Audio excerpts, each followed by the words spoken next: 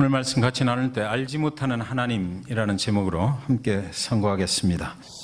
소크라테스는 기원전 399년에 71세의 나이로 사망을 했습니다. 그가 태어난 곳은 그리스의 아테네였고, 그리고 그의 제자 플라톤과 함께 세계적인 그런 철학자로서 활동을 하다가 그 그리스의 아테네에서 사형을 선고받고 사망을 하게 됩니다.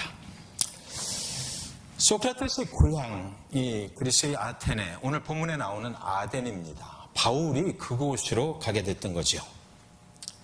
바울은 소크라테스의 고향인 아덴으로 들어가게 됐는데 그 과정을 잠깐 좀 지도를 보면서 설명을 해드리도록 그렇게 하겠습니다. 안디옥 교회에서 제2차 전도 여행을 이제 바울과 실라가 이제 출발하게 됐던 건데, 가다가 디모데를 이제 만나게 되죠.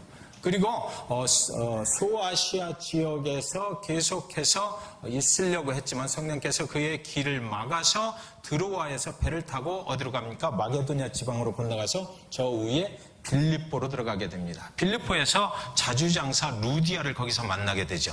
그리고 빌립보 감옥에 갇혀서 이제 옥문이 열리는, 찬양과 기도 중에 한밤중에 옥문이 열리는 그런 사건을 경험하게 되고, 거기서 간수가 예수 그리스도를 믿는 일이 생겨요. 그래서 빌립보 교회가 생길 때 자주장사 루디아하고 그리고 그 간수의 가족들, 구원을 받은 간수의 가족들이 이제 함께해서 빌립보 교회가 세워지게 되죠. 그리고 나서 이들이 어디로 갑니까? 데살로니가로 가게 됩니다. 거기서 빌립보에서 그냥 있고 싶었을 거예요. 이제 이 교회를 더욱더 강건하게 세우고 싶었을 텐데, 그곳에서 핍박을 받게 됨으로 인해서 피난해서 도망을 간 곳이 어디냐면 데살로니가입니다. 그 데살로니가에서 이제 또 데살로니가 교회가 또 생기게 되는 것이죠. 그리고 나서 다시 어디로 가냐면 그 핍박을 피해서 베레아로 가게 됩니다. 베레아에 가서 아주 신사적인 사람들, 하나님의 말씀을 상고하는 사람들을 만났어요. 그런데 데살로니가에서 있던 그 핍박을 하는 유대인의 지도자들이 거기까지 깡패들을 데리고 쫓아오게 돼요. 그래서 거기서도 다시 베레아에서 있을 수가 없어서 다시 아테네로 가게 되는데, 거기가 바로 오늘 본문에 나오는 아덴인 것입니다. 여러분, 복음을 증거하는 가운데 계속해서 바울 일행의 길을 인도하고 있는 것은 핍박이었어요. 바울이 계획한 것이 아니죠. 바울이 내가 데살로니가로 가야 되겠다라고 빌립보에서 계획을 하고 그쪽으로 간 것이 아니에요. 밀려서 핍박을 피해서 도망치다 보니까 데살로니가로 가게 됐던 거예요. 거기서도 또 핍박을 피해서 도망치다 보니까 베레아로 갔어요. 그리고 베레아에서도 계속해서 핍박 가운데 이제 도망을 쳐서 간 곳이 바로 그 실라와 디모데는 거기다 남겨두고, 그리고 나서 얼마나 급했든지 아덴으로 갈 때 바울만 혼자 먼저 그쪽으로 가게 됐던 것이에요. 바울은 가는 곳마다 그렇게 핍박을 당했어요. 그 핍박을 피해 도망자처럼 죄도 없지만 그는 계속해서 도망을 다니는 것입니다. 도망을 칠 때 그가 무슨 계획을 가지고 다음 행선지를 결정할 수가 없었을 것이에요. 피할 수만 있다면, 이 핍박을 피해서 어디론가 내가 가야 된다면 그저 그냥 그 길로 도망을 쳐야만 했던 것이죠. 바울은 오늘 그렇게 해서 아덴에 이르렀는데, 그의 길을 인도한, 저와 여러분이 여기서 잘 보아야 될 것이 있는데요, 그의 길을 인도하는 것은 그가 아니었다는 거죠. 그 자신의 갈 길을 그가 정하고 하나님께 기도하고 그 하나님께서 그 자신의 기도에 응답해 주셔서 그의 길을 가게 됐다는 것이 아니고요, 피할 수 없는, 어쩔 수 없는 코너에 몰린 상황을 누군가가 만들어 주어서, 그것도 핍박이라는 방법으로, 박해라는 방법으로 만들어 주어서 그가 도망치지 않고는 견딜 수가 없어서 도망쳐서 간 곳에서 사람들을 만나게 하시고 그곳에서 교회가 생기게 됐다라고 성경은 말하고 있는 것입니다. 바울의 선교 여행의 길을 계획한 것은 바울이 아니었고 사람이 아니었어요. 핍박이었다라는 것입니다. 그는 드디어 당시 헬라 문화의 아주 중심 도시인 아테네에 당도하게 되었던 것이에요. 핍박을 피해 도망가고 있는 바울의 길을 핍박을 사용해서 인도하는 누군가가 있었다라는 것이죠. 성령께서 그의 길을 인도하실 때에 뭐를 사용하셨다? 핍박을 사용하셨다라고 밖에는 우리는 말을 할 수가 없다라는 것입니다.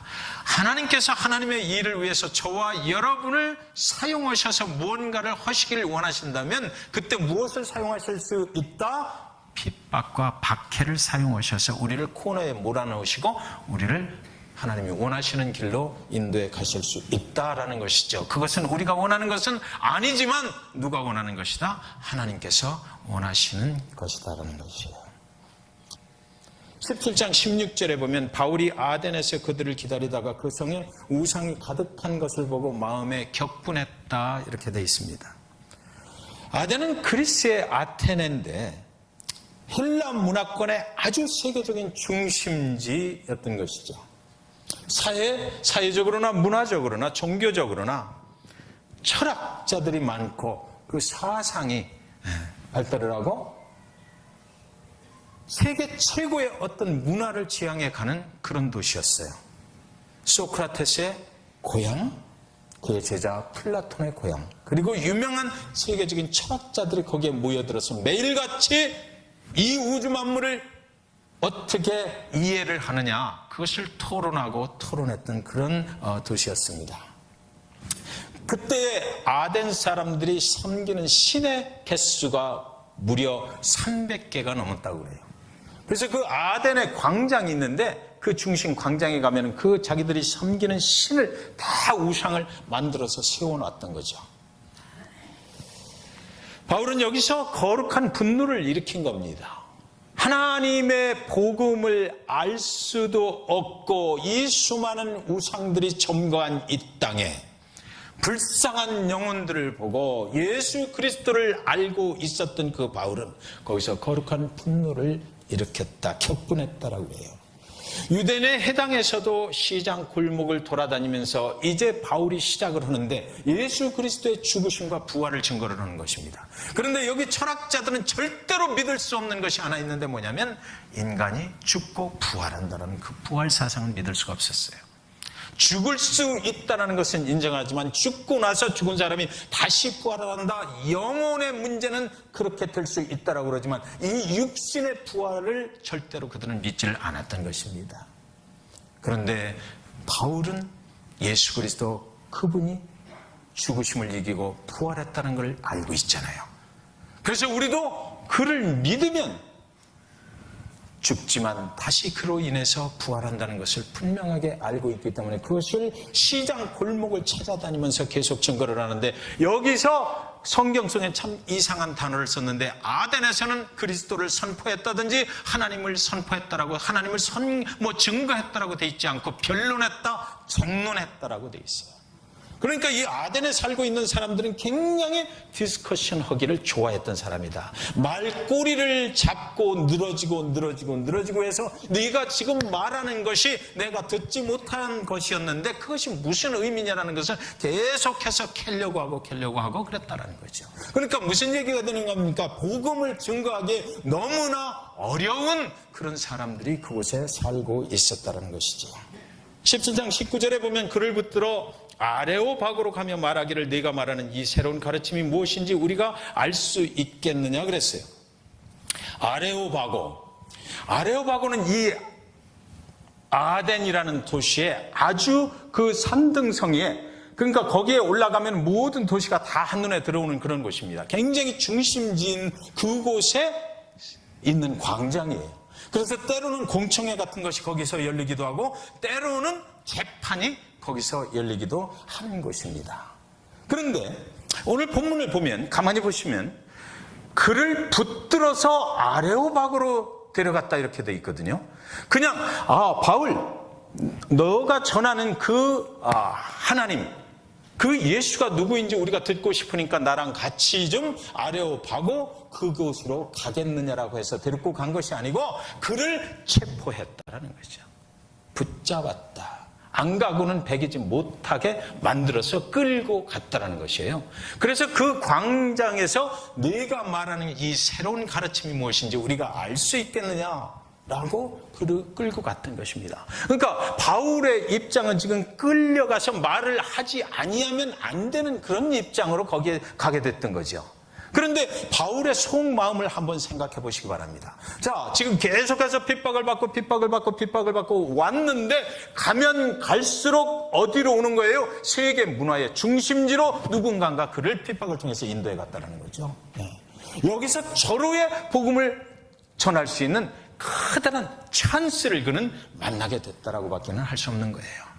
바울은 우리가 인생을 살면서 그렇잖아요. 그리스도 예수를 믿고 하나님을 믿기가 그렇게 쉬운 것이 아니에요. 복음을 증거하는 건 쉬운 일이 아니잖아요. 그래서 어렵고 누군가가 나를 떠밀어서 가다 보니까 어디에 서 있다? 아주 많은 사람들에게 복음을 증거할 수 있는 그런 찬스를 만나는 그런 기회 속으로 우리가 들어갈 수 있게 됐다. 지금 바울이 그런 거죠.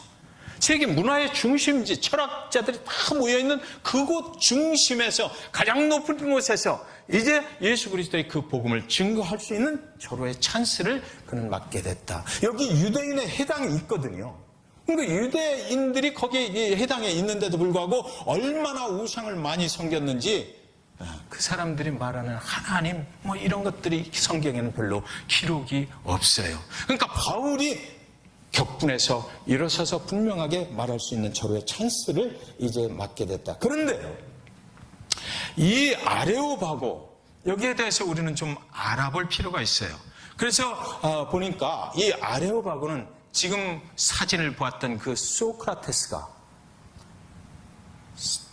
판결을 받을 때 최후 진술을 여기서 했던 곳이에요. 그리고 나서 거기서 사형 판결을 받았던 곳입니다. 소크라테스가 그때 무슨 제목으로 거기에 섰었냐면 신성모독죄, 그리고 젊은이들을 선동해서 이상한 짓을 한다라는 그런 제목, 두 가지 제목을 가지고 그곳에서 사형 언도를 받고 말았던 그런 곳입니다. 그러니까 바울이 거기로 지금 붙잡혀간 거거든요. 그러니까 바울도 잘못하면 지금 그런 사형 판결을 거기서 얼마든지 받을 수 있는 그런 입장에 놓이게 됐는데, 근데 바울은 여기서 어떻게 합니까? 21절에 보면 모든 아덴 사람과 거기서 나그네된 외국인들이 가장 새로운 것을 말하고 듣는 것 이외에는 달리 시간을 쓰지 않음이더라.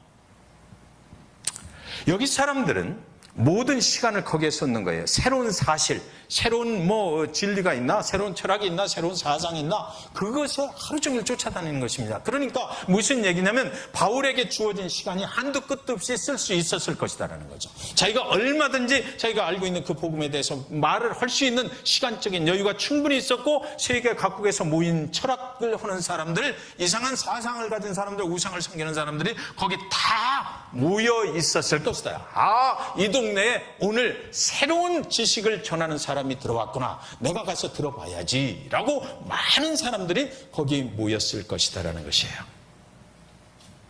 22절에 바울이 아레오바고 가운데 서서 말하되 아덴 사람들아 너희를 보니 범사에 종교심이 많도다. 23절에 내가 두루다니며 너희가 의하는 것들을 보다가 알지 못하는 신에게라고 새긴 단도 보았으니 그런즉 너희가 알지 못하고 의하는 그것을 내가 너희에게 알게 하리라.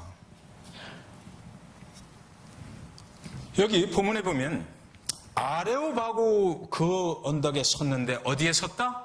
가운데 섰다. 이것은 하나님의 역사입니다.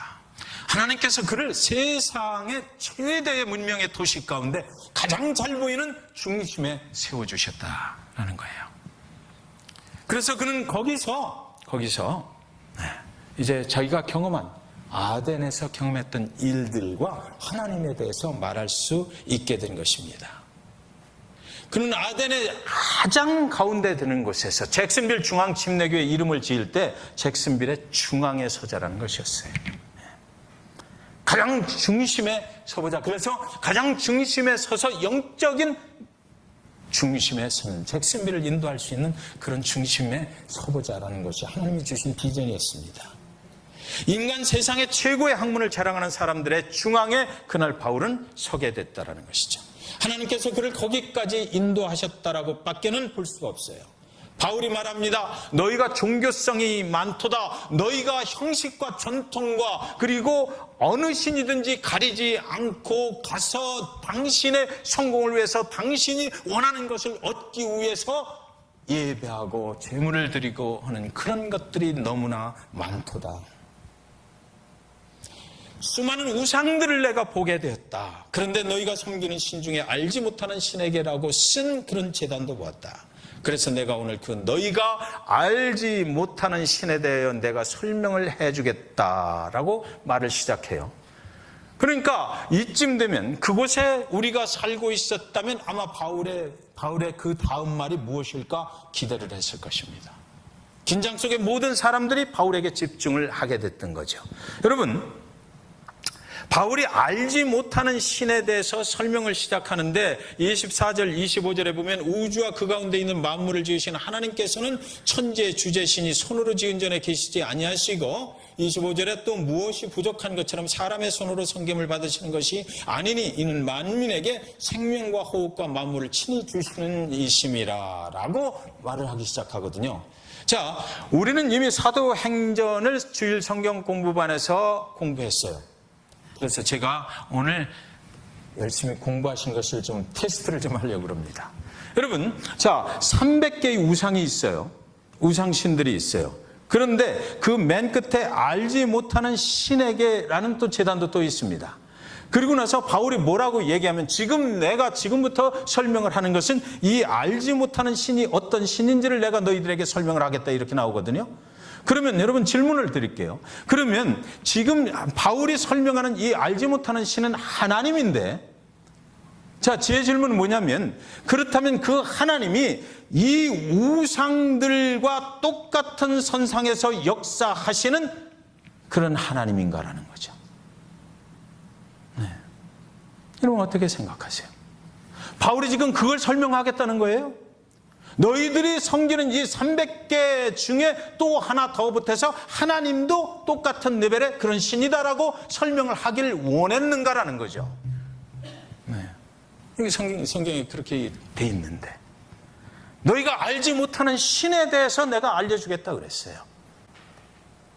네. 아니죠. 아니에요. 사람들의 관심을 끌기 위해서 그렇게 설교를 시작했을 뿐이지 실상은 그 다음 시작하는 것을 보면 뭐라고 시작하냐면 모든 우주 만물의 창조자가 되시는 하나님이 이 알지 못하는 신이다라는 거예요. 그러니까 모든 우주 만물의 창조자가 되시는 하나님이다라고 하는 것은 뭐냐면 이 우상신들 300여 개가 넘는 것들도 이분이 만드시고 이분이 통치하고 관리하신다라는 거죠. 모든 것은 피조물이다라는 거예요. 예. 그걸 말하긴 해요. 그러니까 바울이 머리가 참 비상해요. 관심을 딱 끌어놓고 그러면 알지 못하는 신이 누구야? 라고 관심을 끌어놓고 거기다가 모든 우주 만물을 다스리신 이 하나님에 대해서 내가 선포를 한다라고 나가는 것이에요. 예.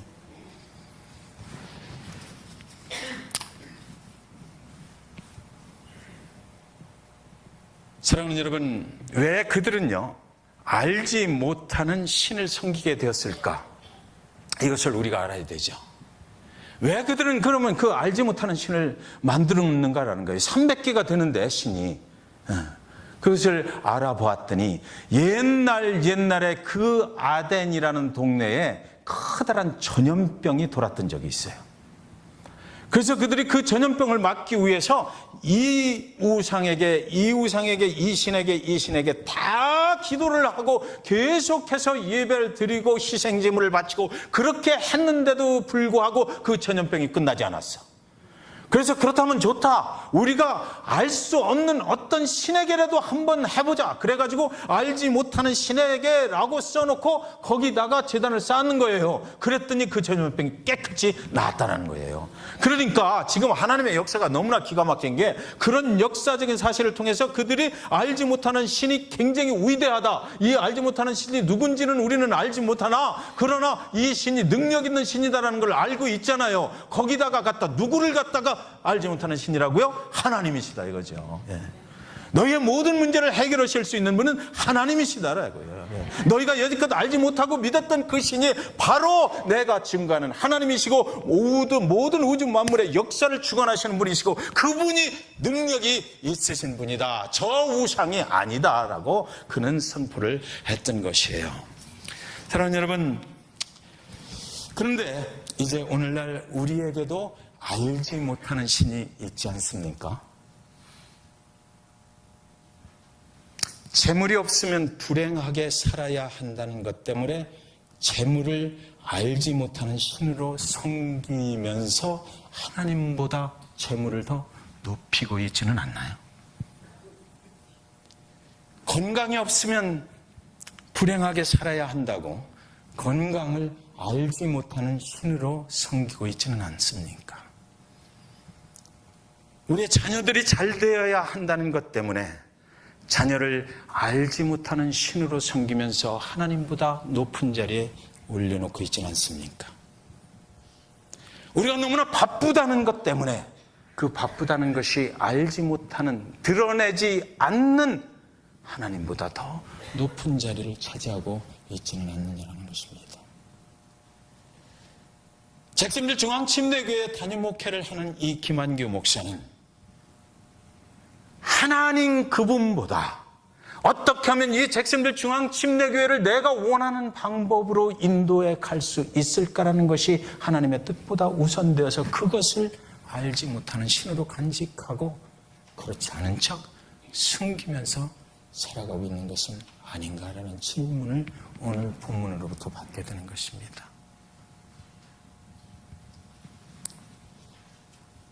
바울이 아덴의 중심에 있는 그 아레오바고 광장의 가운데에 서서 잭슨빌 중앙침례교를 향하여 말하고 있어요. 내가 너희가 믿고 있는 알지 못하는 그 신에 대해서 말해주겠다라는 거죠. 그것은 바로 하나님보다 더 높임을 받고 있는 너희 안에 감쪽같이 숨겨져 있는 신이다. 그것을 버려야 한다. 그리고 하나님을 최우선으로 섬겨라. 하나님보다 높은 자리를 차지하고 있는 내 안에 숨겨진 것들의 자리에 이제 그리스도의 영으로 채워야 된다라고 말하고 있는 것입니다. 아덴 사람들에게 그 알지 못하는 신, 너희가 알지 못했던 것 그 싹 집어쳐버리고 이제 하나님, 내가 지금 오늘 선포한 그 하나님으로 채워라라는 것이에요. 우리 안에 있는 알지 못하는 신을 끄집어내야 하지 않느냐라는 거죠. 하나님보다 더 우리의 인생의 중심에 자리 잡고 있는 것, 그래서 하나님의 예배를 걸을 수밖에 없고, 그래서 하나님 아버지 앞에 나가는데 걸림돌이 되는 이런 것들, 그것을 막상 드러내지 못하고 내 안에만 가지고 끙끙거리면서 하나님과 인생의 그런 알지 못하는 신 사이에서 방황하고 있는 저와 여러분의 모습을 보고 바울이 그 아덴의 아레오바고 그 중앙에 서서 그거 없애버려야 하나님께로 온전히 갈 수 있을 텐데, 하나님의 영광을 위해서 살아간다고 하지만 정작 하나님의 영광을 나타낼 기회가 오면 내 일 때문에 바쁘고 내가 생각하고 있는 그것이 이루어지지 않아서 그것을 먼저 우선으로 섬기며 살아가고 있는, 그 알지 못하고 드러내지 않고 내 속에 숨어있는 그것을 없애야 될 텐데, 그래야 하나님 아버지 앞에 온전히 갈 수 있을 텐데, 그분이 모든 우주 만물의 창조자가 되시고 우리의 인생을 오늘도 인도해 가시고 우리를 영원한 생명의 길로 인도하시는 하나님이시고 예수 그리스도 그분이시지만, 그러나 우리가 그저 믿고 알고 있는 것으로 끝나는 것이 아니라 정말 내 안에 있는 알지 못하고 하나님 앞에 숨겨져 있는 그런 것들을 완전하게 제거해 버려야만 하나님 그분 모든 우주 만물의 그 창조주가 되시는 그분 앞에 내가 거침없이 나갈 수가 있을 텐데, 하나님보다 더 우리 교회의 중심에 자리 잡고 있는 그 알지 못하는 신을 제거해야만 할 텐데 라고 바울이 오늘 저와 여러분에게 말씀하고 있다고 저는 믿습니다. 요한복음 14장 6절, 예수께서 이르시되 내가 곧 길이요 진리요 생명이니 나로 말미암지 않고는 아버지께로 올 자가 없느니라. 시인 제임스 로웰이라는 사람이 이렇게 말했더라고요. 자기 자신과의 관계에서 100% 진실하지 못한 사람은 그 누구도 커다란 업적을 남길 수 없다. 믿음의 사람, 그 믿음의 사람들 중에서도 성숙한 믿음의 사람은요, 자기 자신 안에 하나님 우선으로 살지 못하며 자신의 길을 막고 있는 그 알지 못하는 신을 진실하게 하나님 예수 그리스도 앞에 밝혀낼 수 있어야 된다는 거예요. 그래야 성숙한 그리스도인으로 살아갈 수가 있다는 거죠. 저와 여러분 속에 혹시나 감추어진 것 있어요? 남들이 알 수 없는 것, 그러나 나만 알고 있는 감추어진 것, 그래서 하나님 앞에 제대로 나갈 수 없는 것. 여러분, 예수 그리스도 그분께서 말씀하시는 것이에요. 내가 길이 아니다라는 거죠. 내 인생의 길을 내가 가지 않는다라는 것이에요. 바울의 길을 인도하셨던 그 분이 하나님이시고 하나님의 성령께서 인도하셨던 것과 마찬가지로 저와 여러분의 길을 생명의 길로 인도하시는 분은 내 노력이 아니고 내가 생각하는 그런 계획들이 아니고 누군가 우리의 길을 인도하시는 분이 있는데 그분이 바로 예수 그리스도 그분이시다는 거예요. 내 자신이 진리가 아니라는 것입니다. 그 철학의 그 최고의 철학자들이 모여있는 것, 너희들이 믿는 것, 너희들이 지금 하고 있는 것, 그것이 진리가 아니다라는 것이에요. 우리가 아무리 똑똑하고 아무리 좋은 대학을 나오고 아무리 훌륭한 그런 문화권에서 자라났다 하더라도 사도 바울도 얼마나 똑똑한 사람입니까? 이 사람이 그날 거기서 그냥 말았겠어요? 나도 옛날엔 너희들처럼 똑똑했다 얘기했을 거예요. 그런데 내가 예수 그리스도 그분을 만나고 나서 담메색 도상에서 엎드려 쓰러진 후로 나는 정말 내 인생의 새로운 길을 알게 돼갖고 하나님 예수 그리스도 그분이 나와 어떤 관계가 있는지 정말로 알게 됐다. 너희들 지금 이렇게 살아가는 거 아니야 라고. 그것은 진리의 길이 아니야. 너희가 믿는 거 잘못했어. 그렇게 말했을 거예요. 나로 말미암아 하나님께로 가는 것이 아니라 내 노력으로 가는 것이 아니라 나를 위해 죽으시고 나를 위해 부활해 주신 그 예수 그리스도 그분만이, 오직 그분만이 우리를 영원한 생명의 길로 인도하실 수 있다는 거죠. 우리 안에 감추어진 알지 못하는 신, 다시 말하면 드러내지 않고 섬기는 신을 하나님 예수 그리스도 그분의 십자가 앞에 내려놓아야 됩니다. 여호수아는 모든 사역을 마치고 그 말을 이스라엘 백성들에게 이런 식으로 표현을 했더라고요. 여호수아 24장 15절. 만일 여호와를 섬기는 것이 너희에게 좋지 않게 보이거든 너희 조상들이 강 저쪽에서 섬기던 신들이든지 또는 너희가 거주하는 땅에 있는 아모리 족속의 신들이든지 너희가 섬길 자를 오늘 택하라. 오직 나와 내 집은 여호와를 섬기겠노라. I don't care 어떤 신을 섬기든지 내가 알지 못하는 신을 너희들 섬기려면 섬겨. 그러나 나는 아니야. 나는 영원한 생명의 길로 인도하시는 그 약속을 불변 없이 지키시는 여호와 그분만을 섬길 거야. 수많은 사람들이 하나님의 백성으로 함께 가나안 땅에 들어갔지만 그러나 그곳에서 여호수아가 볼 때 너희들이 다른 신을 섬기고 있구나라는 생각이 들었기 때문에 이런 거 아니겠어요?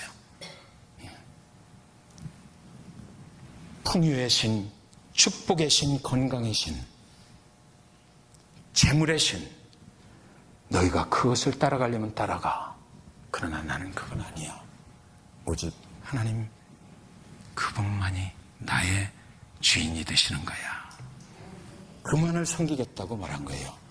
여러분, 존 스토트는 아주 유명한 설교자입니다. 그가 쓴 그리스도의 십자가라는 책이 있거든요. 그 책에서 그가 이렇게 말했더라고요. 십자가에 못 박힌 자만이 십자가를 설교할 수 있고 그리스도와 함께 죽은 자만이 그리스도를 설교할 수 있다. 제가 이 말씀 읽고 하나님 나 어떻게 하라고?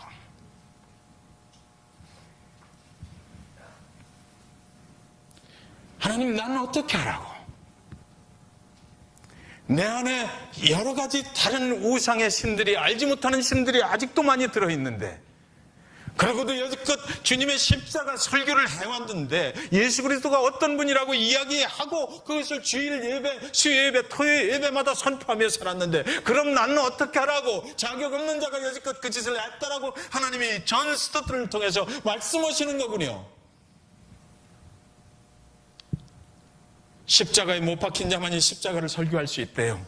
그 십자가를 나의 삶 속으로 끌어들여서 경험한 자만이, 그리스도와 함께 죽고 그리스도와 함께 살아나는 인생을 경험한 자만이, 그래서 사도 바울처럼 내가 이제 이전에 살았던 그 모든 세상의 삶은 배설물과 같이 여기노라. 내가 달려갈 길은 오직 그 예수 그리스도의 표대밖에 없도다라고 고백하는 그런 삶을 살지 않으면 그리스도의 십자가에 대해서 설교할 자격이 없다라는 거죠.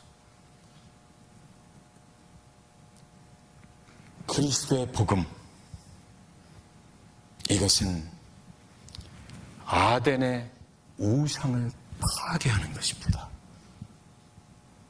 그날 그 사도 바울의 그 설교를 통해서 300개가 넘는 그 우상이 예수 그리스도의 능력으로 완전히 파괴돼 버리는 순간인 거예요. 그리스도의 복음은 우리의 삶의 우상을 파괴하는 것입니다. 우리가 믿습니다라고 얘기하는 순간 내 안에 들어와 있던, 숨겨져 있던 모든 우상들이 그리스도의 영으로, 그 능력으로 파괴시켜버리는 거예요. 그렇지 않으면 그리스도와 함께 죽고 그리스도와 함께 부활할 수가 없어요. 내가 여전히 가지고 있는 것 그대로 가지고 있으면서 어떻게 그리스도 예수에 대해서 말할 수 있느냐고요. 그리스도의 복음은 인간의 삶의 가장 높은 곳에 그리스도 예수 그분을 올려드리는 것입니다. 바울은 지금 아덴에서 그것을 하고 있는 거예요. 내 안에 있는 욕망이 있잖아요. 숨겨진 거, 드러나지 않는 거. 하나님 앞에 나가기에 너무나 어려운 것들. 우리 자신 안에 있는 알지 못하는 신을 버리지 못한 인생은 잠깐 하나님과 동행할 수 있으나 그때뿐입니다. 그렇죠, 여러분? 여러분도 경험하셨을 거예요. 내 안에 있는 것들, 그리스도 앞에 버려야 될 것들을 버리지 못하고 은혜 받은 것 같으나 그 은혜 안개같이 사라지는 날이 금방 올 것입니다. 그건 언제나도 예수 그리스도 그분과 함께 죽고 그분과 함께 살아난 인생이라면 그 받은 은혜 영원까지 갈 수 있잖아요. 이 세상 끝날까지 하나님과 동행하시려면 우리 안에 들어있는 이 알지 못하는 신이 무엇인가 오늘 이 시간 기억하시기 바라고 주님 앞에 좀 내놓았으면 좋겠습니다. 그래서 아덴의 우상처럼 우리 안에도 우상들이 있다면 그 우상을 먼저 제거하고 이제는 세상 끝날까지 우리의 구원자가 되시는 예수 그리스도만 믿으면서 그 예수를 전하면서 평생을 담대히 복음 안에서 살아가시는 축복이 있으시기를 이 시간 주님의 이름으로 간절히 축원드리는 것입니다. 기도하겠습니다.